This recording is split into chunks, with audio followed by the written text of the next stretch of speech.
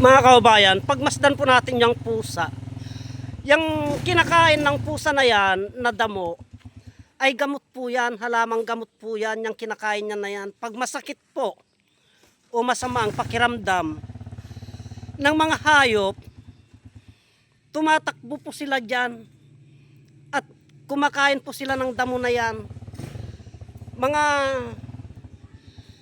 ilang minuto lamang po, makikita nyo, susuka na po yan, magdudumi na po yan. Yan po, tandaan po natin, yung halamang gamot na yan, at ginagamit din po namin yan, mga kaubayan, yung damo na yan, panggamot sa mga sakit ng tiyan, lamig, yung kabuhi. Yan po, yung may nakain ka pong hindi ka nais-nais, sa loob ng tiyan mo. Yan po mga kaubayan, yung damo na yan.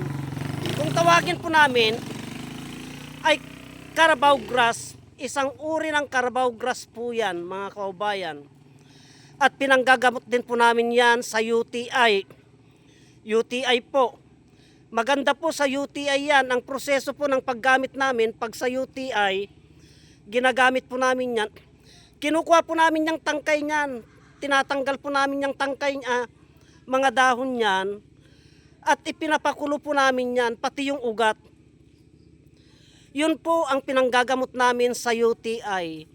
Maraming nagagamot yan mga kaubayan, yung gamot na yan, yung damo na yan. Yung mga babaeng madaling makunan, yan po, iginagamot po namin yan, pinapainom po namin yan, para maging makapit po yung bata. Tignan nyo pa na yung kain ng pusa mga kaubayan. Kanina pa po yan, kaya lang pinipili niya po yung medyo malambot. Yan po.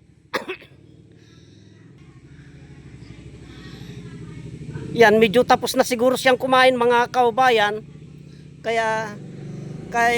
Kaya tumigil na po siya sa pagkain. Kasi kanina pa masamang tiyan ng pusa na yan eh. Kaya pinagmasdan ko po kung saan po siya tatakbo, kung paano niya po gagamutin ang sarili niya. Kasi ang mga pusa po, ang mga hayop po, ay ginagamot po nila mismo ang sarili nila. Sila po mismo ang gumagamot sa sarili nila mga kaubayan. Katulad ng pusa na yan, o siya po mismo ang gumagamot ng sarili niya. Yan, yung pusa na yan. Hanggang sa pag okay na po siguro yung pakiramdam niya, magaling-galing na po siya, titigil na po yan. Pero may pinipili po nila, yung kinukuha po nila mga kaubayan, yung malalambot po lamang. Kaya ako po may lakad ngayon mga kaubayan, at nakaredy na po yung motor ko. Ako po may pupuntahan, kaya hanggang dito na lamang po at marami pong salamat.